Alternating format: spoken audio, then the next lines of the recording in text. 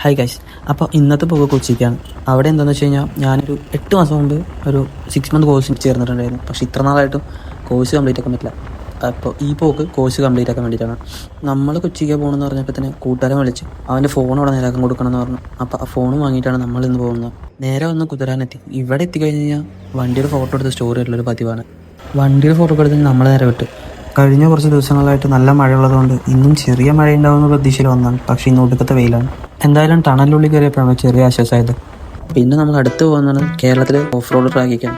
National ഹൈവേയിൽ നമ്മൾ Thrissur to Ernakulam പോകുന്ന സൈഡിൽ നമുക്ക് കുറേ ഓഫ് റോഡ് കിട്ടാറുണ്ട്. എന്തായാലും ഇതിന് വേണ്ടിയിട്ട് മൂന്നാർ, ഊട്ടി, വാഗമണ്ണൊന്നും പോകേണ്ട ആവശ്യമില്ല. ഇവിടെ തന്നെ നല്ല ഓഫ് റോഡ് ഉണ്ട്. അങ്ങനെ നമ്മൾ അതും കഴിഞ്ഞ് പാലിയേക്കര എത്തി. ഇവിടെ വന്നു കഴിഞ്ഞാൽ ഒരു ചായ കുടിച്ചിട്ടാണ് ഇവിടെ നിന്ന് പോകാറുള്ളത്. അവിടെ എത്തിയപ്പോഴാണ് വീട്ടിൻ്റെ അടുത്തുള്ള ഒരു ഫ്രണ്ടിനെ കണ്ടത്.